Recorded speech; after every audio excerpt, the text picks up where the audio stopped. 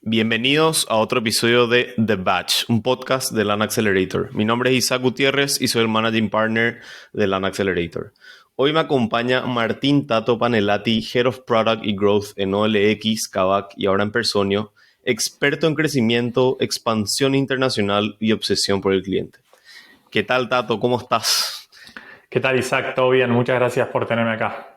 No, un gusto. El gusto es nuestro y realmente meternos de cabeza, de lleno, a todo este mundo de growth y de expansión que realmente no tiene fin y nunca termina. Así que comencemos por el inicio y cómo llegaste a este mundo de las startups. Bueno, mira, en 2010 estaba trabajando en una consultora de analytics y me tocó hacer un proyecto muy divertido que era un go-to-market para una empresa de transporte de pasajeros en Florida, en Estados Unidos. Y dentro de ese proyecto me tocó meterme en la parte de manejar marketing online y me pareció que era un área, después de ir metiéndome a fondo, era un área que tenía mucha matemática en cómo funcionaba marketing online, pero la gente que estaba manejando las campañas tenía bastante poca idea de matemática, ¿no? Entonces traté de como encontré ese pain point del usuario y lo que tenía la tecnología por detrás. Y aparte eso requería un montón de trabajo manual. Y así que dije, bueno, ¿cómo puedo automatizar todo ese trabajo manual entendiendo la matemática? Y así fue que nació Flimbu, que fue mi primera startup, que era un SaaS de optimización de campañas de Google AdWords. Buenísimo. Y ya no saliste más, así que creo que te gustó el problema y el mundo. Me Ahora encantó, esa fue vayamos. mi primera experiencia de producto también. Y justamente ahí haciendo ahí un poco de segue, ahora vamos a ver a todo lo que sería growth hacking y product market fit. Y es súper importante que las startups conozcan cuándo es el momento para comenzar a meterle growth. Y también, digamos, comenzar a escuchar al cliente hasta que encontramos el mítico y legendario product market fit. Así que arranquemos por el producto. ¿Por qué los mejores productos ya tienen el crecimiento embebido? Mira, la verdad lo que termina pasando es que una vez que el producto funciona, y más o menos es lo que el cliente necesita, con que sacás de lado de la ecuación la parte de construir un producto que no era para tu cliente, ¿no? Una vez que ya tenés eso, escalar la adquisición es lo siguiente en esa fase de crecimiento del producto, ¿no? Pero ese escalado de la adquisición tiene que ser a un costo eficiente. Entonces, si vos solo dependés de paid, estás bastante complicado porque necesitas muchísimo capital y cuanto más temprano estás en tu empresa, en tu startup, más caro, digamos, en cuanto a equity es ese capital. Entonces, los productos que tienen cierta componente de growth y de distribución ya embebido son los que terminan apalancándose mucho mejor y creciendo de manera mucho más eficiente, ¿no? Entonces, un ejemplo clásico, por ejemplo, de eso era Dropbox. Siempre está el ejemplo del programa de referrals de Dropbox, que eso es como lo obvio y que todos quieren copiar de cierta manera. Pero Dropbox no solo tenía el tema del programa de referral. Dropbox como producto, ya de por sí, era un producto que tenía un crecimiento esperado altísimo, porque yo una vez que subo mi archivo a Dropbox, lo siguiente que me toca es compartirlo. Y una vez que le comparto con alguien que no tiene el producto, ya estoy haciendo publicidad de ese producto gratis para toda la gente a la que le comparto el archivo, ¿no? Entonces, más Tenía el allá de que componente sí, social. exactamente, era como era generar exposición de ese producto a una base de usuarios que todavía no conocía ese producto en el momento, ¿no? Entonces, cualquier producto que logra esto tiene una ventaja competitiva con respecto a otros productos que no lo logran. Buenísimo. Y justamente hablando de esos loops o esas, digamos, esas cositas que te llevan a hacer tener un poco más de growth hacking, ¿cómo se diseñan estos loops, estas dinámicas de crecimiento desde la parte del producto? Porque después la parte del growth ya es separado, pero ¿cómo lo Uh-huh. metemos dentro del producto y sus flujos? Bueno, hay un libro que justamente trata de este tema, que es el libro de Nir Eyal, que se llama Hooked, eh, y te enseña cómo crear estos loops de re-engagement y de crecimiento, ¿no?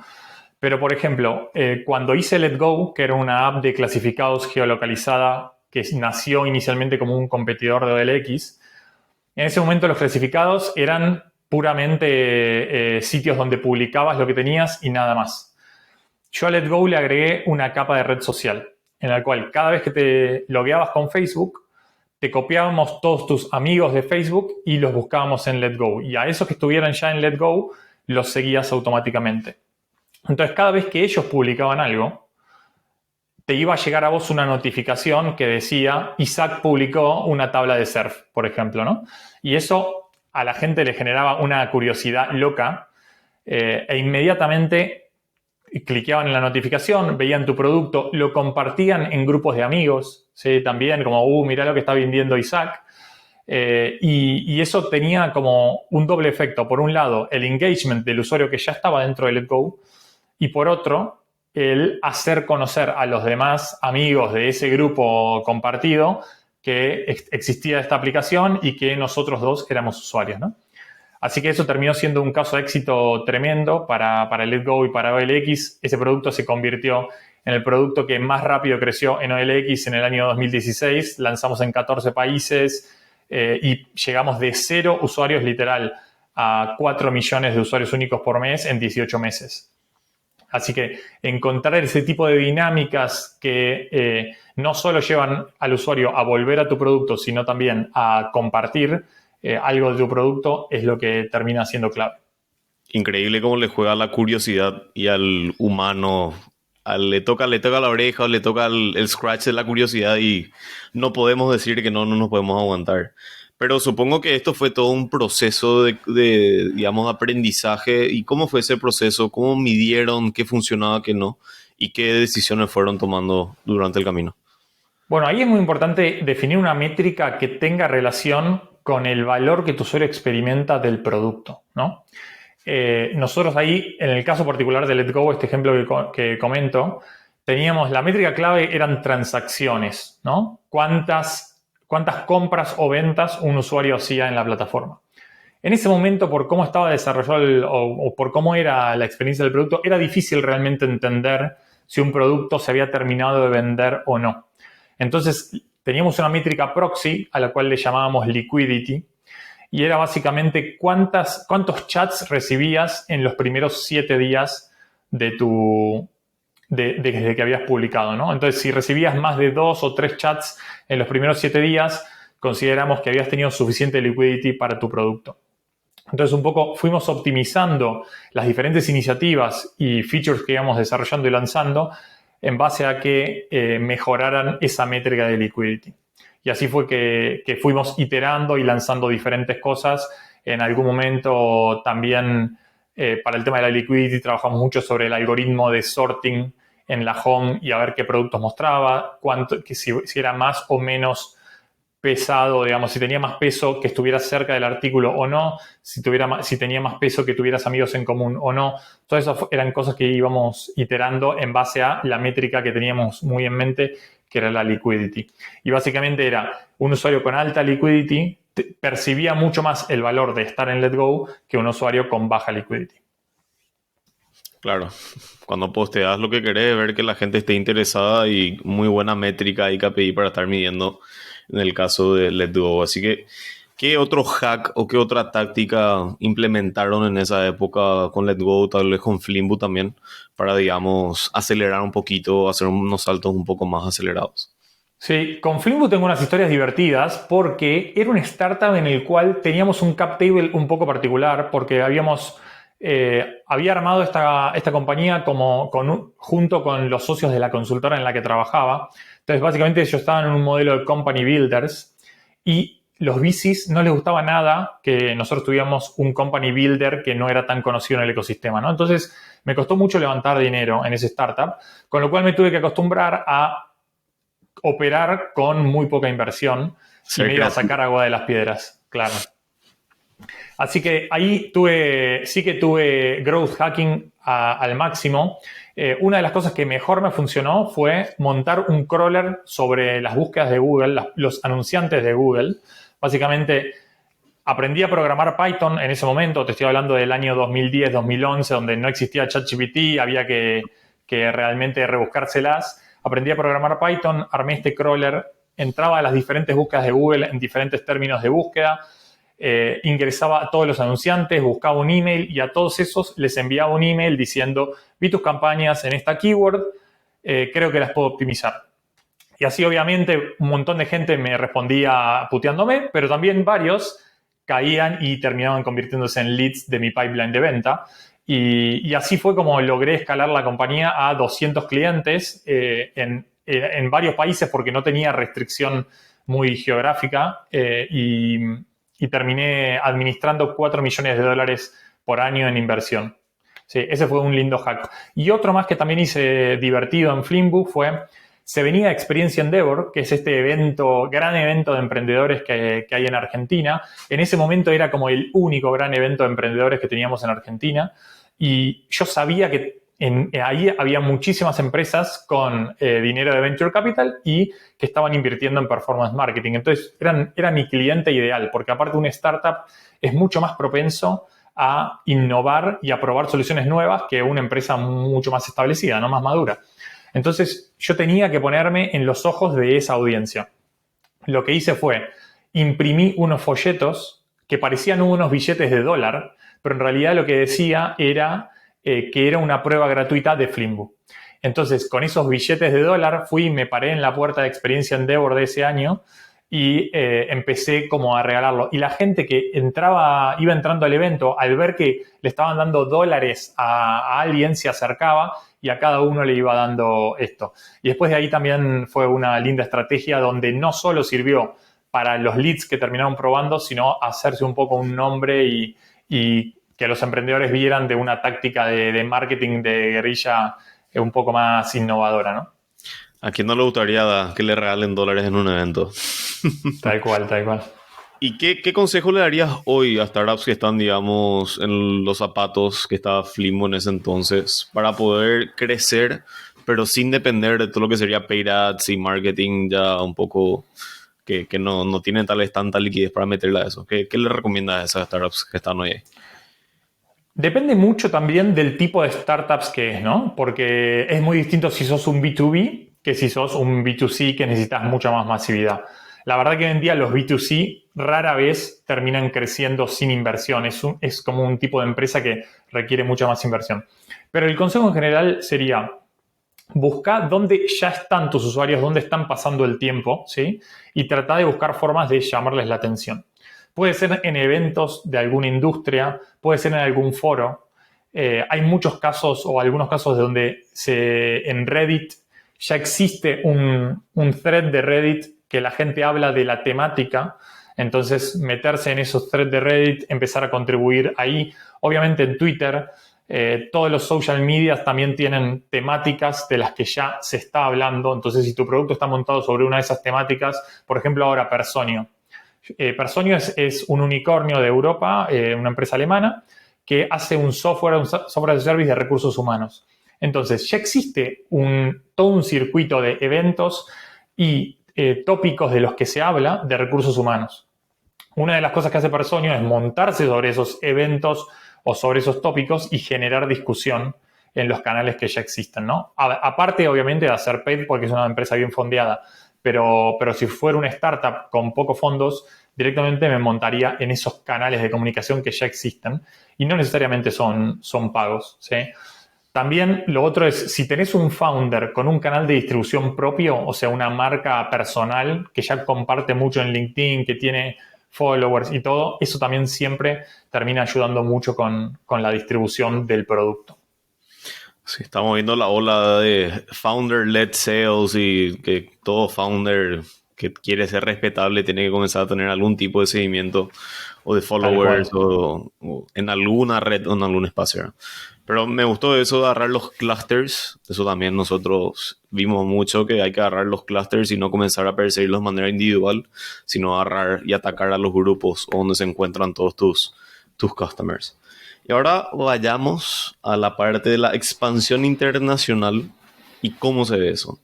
¿Qué es lo más subestimado al tratar de escalar fuera de tu primer país? Bueno, escalar internacionalmente es todo un área. La verdad que tuve la suerte de trabajar bastante en mis últimos 10 años más o menos. Lo hice en OLX, lo hice en Kavak, ahora lo estoy haciendo también en Personio. La verdad que las complejidades, las más obvias terminan siendo compliance, complejidades operativas, pero esas son las que normalmente se terminan planificando en los lanzamientos, ¿no? Pero hay algo como subestimado y oculto en los lanzamientos y es, una vez que alguien abre la puerta a un nuevo país, está abriendo la puerta también a que de ahí en adelante empiecen a llegar requerimientos y pedidos de funcionalidades nuevas que no necesariamente están alineados con lo que la empresa ya tiene planificado o la dirección hacia donde está yendo la empresa, ¿no? Entonces, esa complejidad post-lanzamiento es algo que normalmente he visto muy subestimado. Ok. ¿Y qué errores viste o qué errores cometiste o cometió tu equipo, digamos, tratando de salir del país?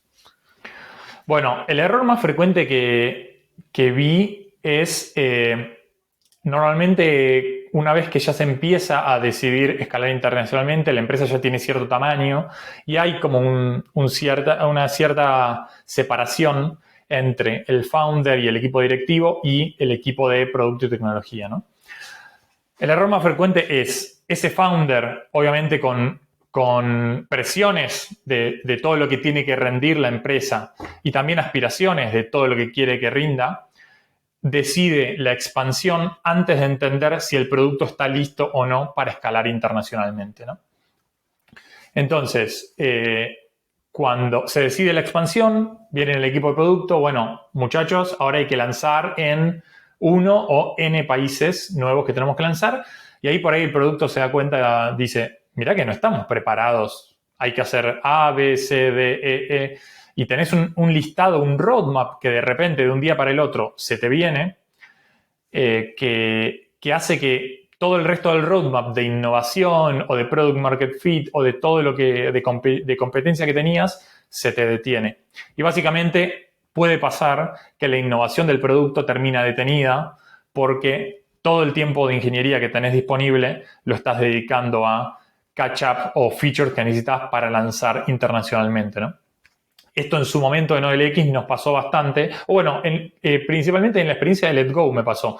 Yo venía con un nivel de innovación muy rápido porque éramos como un equipo súper pequeño que lanzábamos muy rápido al mercado, nuevas funcionalidades e innovación, y de repente en el momento que nos dijeron, bueno, ahora hay que lanzar en 12 países, casi que no pudimos desarrollar nuevas features de innovación y tuvimos que enfocarnos en, ok, nuestro producto que arrancó para lanzar en 1 o 2 países, algo pequeño, ahora tenemos que adaptarlo a que crezca muchísimo más y no lo habíamos pensado así desde el principio. Entonces, como que también plantear la arquitectura de tu producto escalable desde temprano es algo importante. Buenísimo. Entonces es toda una nueva magia, no tan solo el product market fit a nivel local o inicial, sino también ir adaptando a la medida que vas creciendo y vas saltando de país en país. Y justamente, ¿cómo podemos prepararnos desde el día tal vez -1 o desde el día 0 para el día de mañana escalar y comenzar a saltar en países? Bueno, la verdad que cada país va a venir con requerimientos nuevos y cosas de compliance particulares, pero hay ciertas cosas que sí te pueden ayudar a prepararte inicialmente, ¿sí? Para empezar, es que tu producto soporte múltiples idiomas desde el principio. Que eso desde el punto de vista técnico significa tener archivos de idioma, ¿sí? Pasar el contexto del idioma en varios lugares del producto, de lo que es el backend. Después, que tu producto también soporte múltiples países, ¿no? Que cuando un usuario se crea tenga asociado un país, que todos los lugares donde necesites tener la complejidad del país la puedas ya armar desde tu arquitectura inicial, que no tengas que agregarlo una vez que te dicen, bueno, vamos a salir a un nuevo país, ¿no? Después la otra que también he visto mucho, las empresas cuando crecen muy rápido, crecen desarrollando un monolito. Un monolito significa una base de código que está toda junta en un solo servicio. Y eso de lo que termina pasando es que una vez que creciste lo suficiente, se hace muy difícil de mantener, muy lento de desarrollar. Entonces, también en su momento estuvo la idea de los microservicios, que son muy caros de mantener porque tenés muchísimos servicios. Hay como una cosa en el medio últimamente que se está hablando que son servicios, no microservicios, sino servicios. Entonces, si vos cuando vas desarrollando tu arquitectura inicial ya vas pensando en cuáles van a ser tus servicios clave y en vez de desarrollar un monolito, desarrollas unos pocos servicios, eso te puede ahorrar muchos refactors y mucho rehacer el producto en ese camino de escalar, ¿viste? Y después lo último es, hoy en día en un mundo globalizado, el talento está en el mundo. No te pienses como una compañía de LATAM, no te pienses como una compañía de Argentina, de Paraguay, de un país. Mismo dentro de LATAM tenemos a Brasil, que es un hub de talento muy fuerte y un mercado muy fuerte también, ¿no? Entonces, la documentación y todo lo que hagan tiene que estar en inglés para que si en cualquier momento tenés que onboardear a un developer o algún team member de otro país que no hable español, que eso sea mucho más rápido, ¿no? He trabajado con mucha gente de India, por ejemplo. Hay muchísima software factory en India que a precios más o menos accesibles. Entonces, para poder sumar gente de países así, sí o sí tenés que tener toda la documentación en inglés. Estar listo entonces desde el día menos cero y comenzar ya a ver hacia adelante. Cuesta un poco, pero digamos, se puede. Sí, exactamente. Y hablando de salir, ¿cuándo es el momento para salir? ¿Cuándo salimos de donde estamos y cuándo decimos vamos a conquistar nuevas fronteras? Bueno, el momento ideal, siempre, esto es como son grises, ¿no? Y después cada empresa tendrá que ver cuándo es su momento ideal. Pero en general, lo que yo diría es, tenés que tener un mercado local con buen product market fit. Pensando en software as a service también, que en la TAM tenemos mucho y hay muchísimos startups de software as a service. Yo lo que pensaría es, vos tenés tu mercado inicial, una vez que ese mercado está más o menos estable en cuanto a los nuevos requerimientos, las nuevas features que te piden, que no te están pidiendo cosas muy locas, sino que está bastante contenido dentro de un área, y que vos le podés dar ese producto a un equipo de ventas y que ese equipo de ventas te lo puede llevar a crecer, ese es el momento en el cual estarías ok abriendo un nuevo mercado donde te va a venir otro equipo de ventas a pedirte nuevos requerimientos, ¿no? También cosas que ellos van a necesitar. Si, por el contrario, si vos estás en el mercado inicial y en el mercado inicial ventas todavía tiene win rates bajos porque hay features claves que todavía vos no tenés, con lo cual el product market fit no está tan claro ahí, definitivamente no abras un nuevo mercado porque lo único que te va a hacer es agregarte ruido y te va a alejar del camino del product market fit en el mercado inicial, ¿no? Entonces, como que para mí el momento clave es cuando un mercado ya podría crecer sin tanta innovación y sin tantas nuevas features en el producto core. Hablamos mucho y mencionamos siempre product market fit, parece medio legendario, parece una leyenda. Según Tato, ¿qué es product market fit? Bueno, hay métricas también, hay libros que hablan de métricas, está el caso de Superhuman que medio lo cuantificó esto, pero según Tato, el product market fit es cuando te sacan el producto de las manos, ¿sí? Cuando los win rates son bien altos, mucho más altos que en el momento inicial y básicamente el cliente te dice, está ok el producto, firmemos el contrato, ¿no? Cuando te ponen pocos peros a esa adopción, cuando te dicen, bueno, pero a mí para adoptar me falta esta feature. Bueno, si eso está, es que el product market fit no está todavía tan claro. Cuando el cliente viene y te dice, sí, dale, ¿dónde pongo la tarjeta de crédito? O cómo firmamos contrato y lo hacemos, es que claramente tenés un buen product market fit y estás listo para lo que sigue.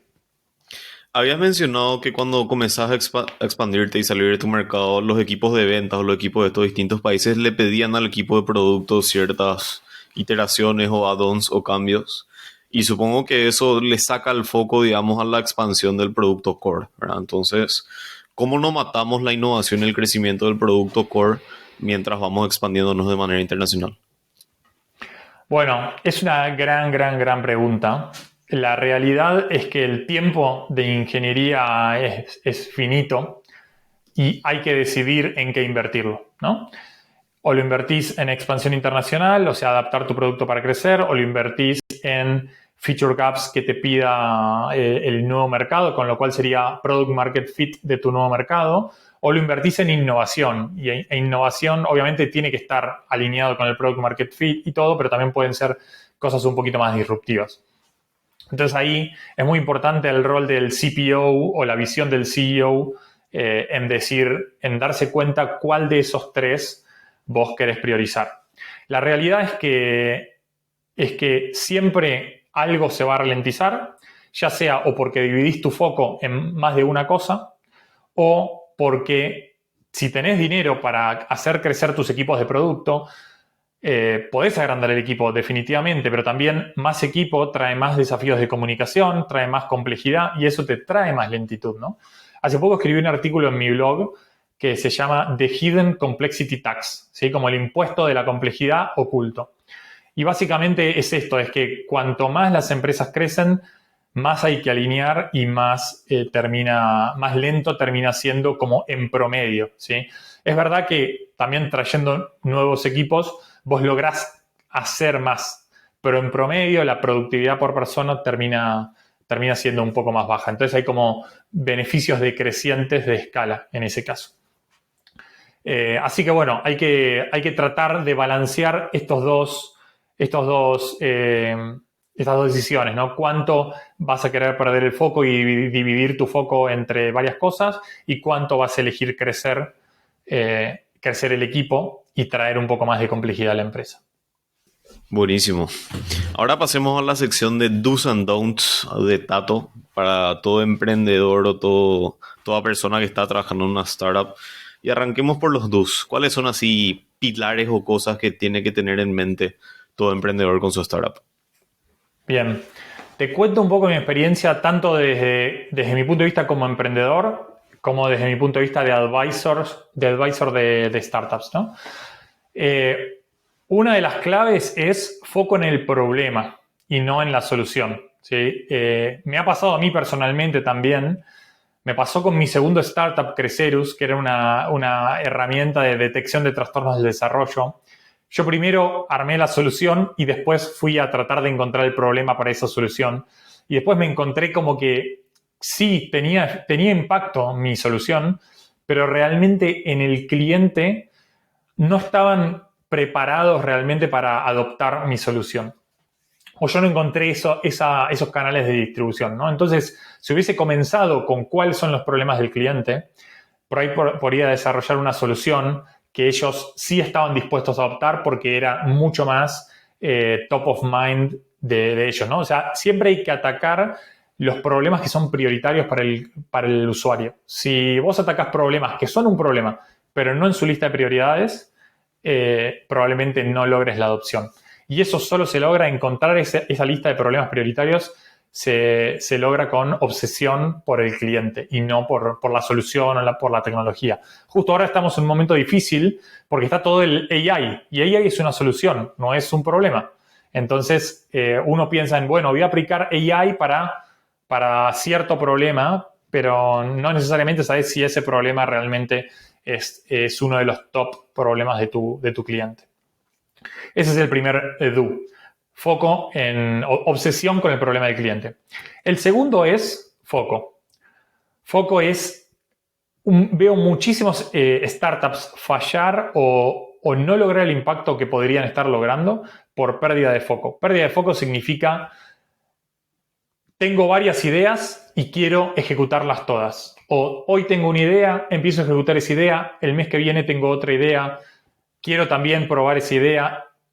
Eso es una receta para el desastre porque terminás,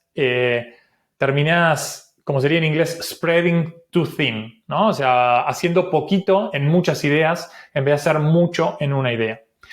El que foco mucho para mí es abarca, clave. en Paraguay le decimos el que mucho abarca no aprieta. Sí, en Argentina también, el que mucho abarca poco aprieta.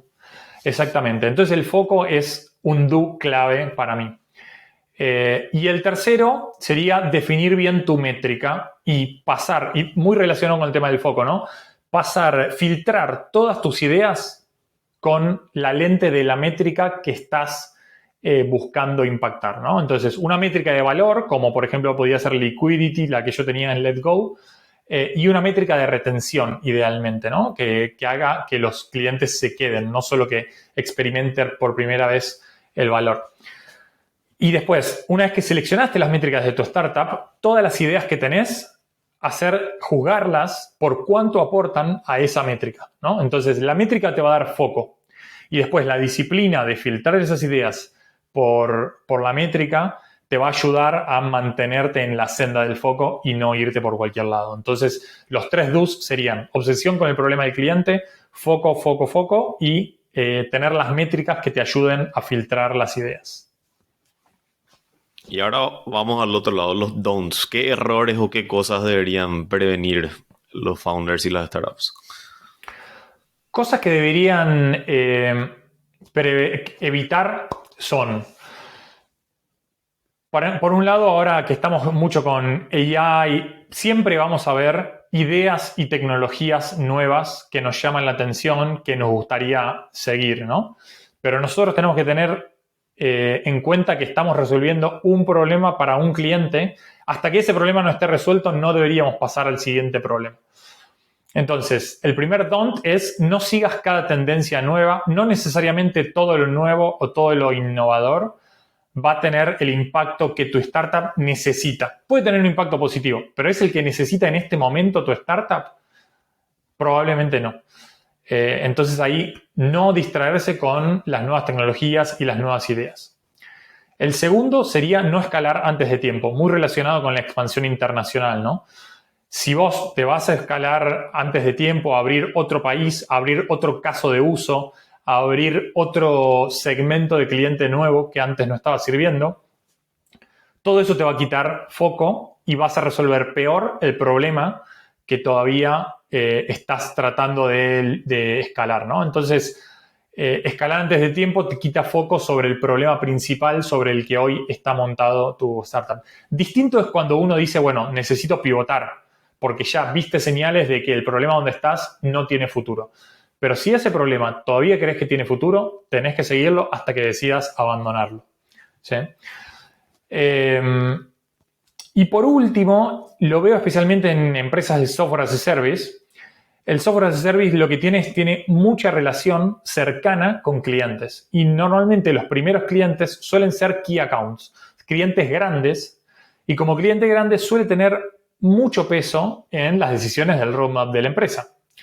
Pero esto es un arma de doble filo, porque por un lado, el lado bueno es que te trae revenue y te trae estabilidad y te trae logos que te pueden servir para levantar rondas de capital. Pero por otro lado, normalmente ese tipo de desarrollos ad hoc te separan de tu visión y de hacer un producto escalable para muchos clientes. Y aparte, si los cobras al cliente, termina siendo un revenue que no es recurring revenue.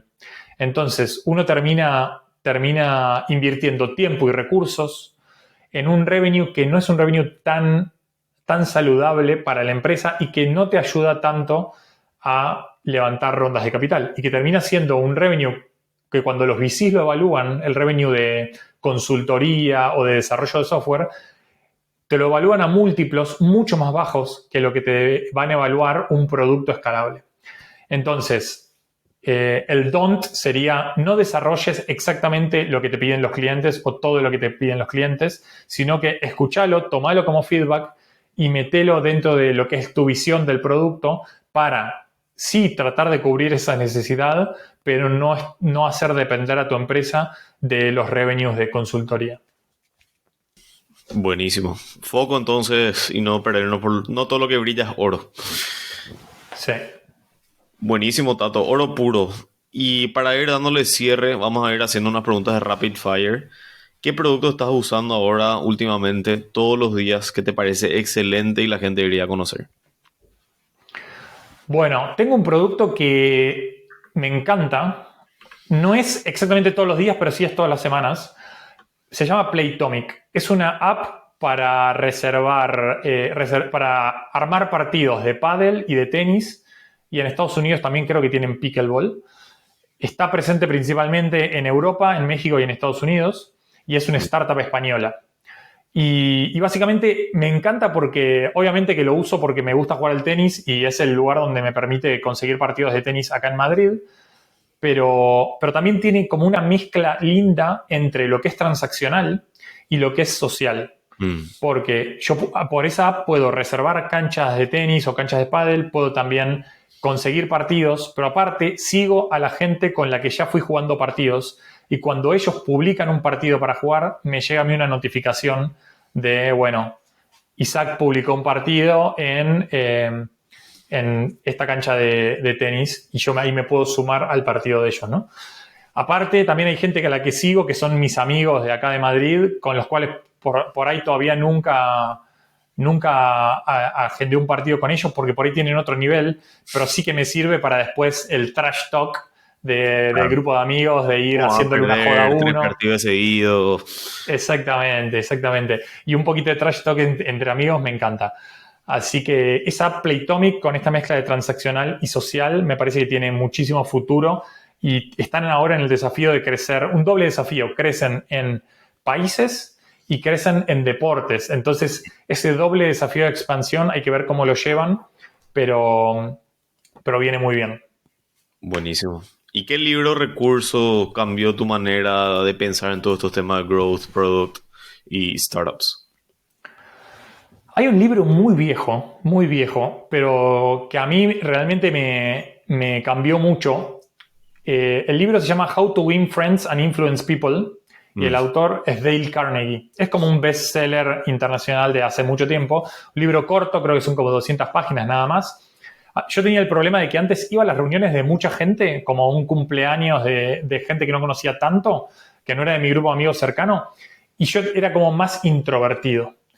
Y en eso que era más introvertido, me aburría, no conocía tanta gente y no la pasaba tan bien.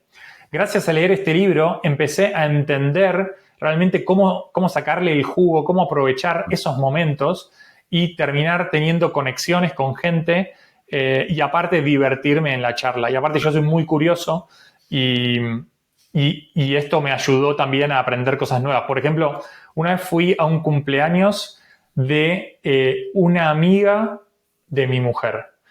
Voy ahí, caigo en un bar que no conocía a casi nadie y me senté al lado de un chico que nunca había visto en mi vida, era el novio de la cumpleañera y él había sido ayudante del chef en un restaurante de 3 estrellas Michelin.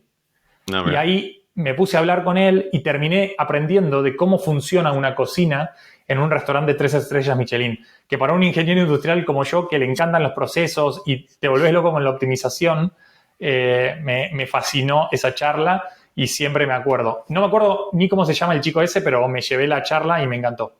La experiencia. Sacarle el jugo a las experiencias y a las reuniones. Buenísimo. Sí. ¿Y cuál es una lección de la vida, del mundo de las startups, que te gustaría haber aprendido antes? Una lección de la vida es cómo invertir el dinero bien. Con esto de trabajar en tech y en scale-ups fui ganando como ciertos ahorros y un poco de dinero y siempre lo invertí mal. Siempre que quise invertir, siempre terminé perdiendo. Creo que todavía hoy no he aprendido bien cómo invertir mis ahorros y eso es algo que me parece que es un skill súper importante para mi futuro. Así que es como una cuenta pendiente que me gustaría aprender. Buenísimo. Te agradezco mil, Tato, por el oro puro, por el tiempo que nos diste a todos los oyentes. Realmente es súper interesante este mundo de growth, de producto y startups, que cada startup, empresa, producto y país es un mundo distinto, así que espero que haya sido de uso para la gente que está oyendo. ¿Y dónde te podemos seguir? ¿Qué querés contarle al mundo sobre lo que estás haciendo? Este es tu espacio. Vale, muy bien, muchas gracias.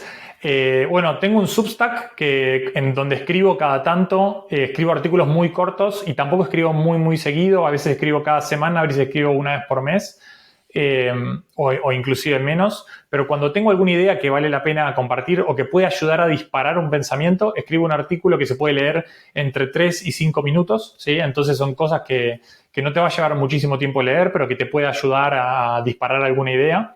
Y ese es el objetivo de mi Substack y es más o menos la combinación entre negocio, startups y scale-ups producto y crecimiento profesional. Así que me pueden seguir ahí en tatopane.substack.com. Sí, por ahí lo podés poner en las notas del episodio o algo, tatopane.substack.com.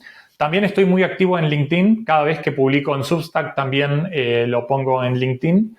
Y estoy en ex Twitter, ¿no?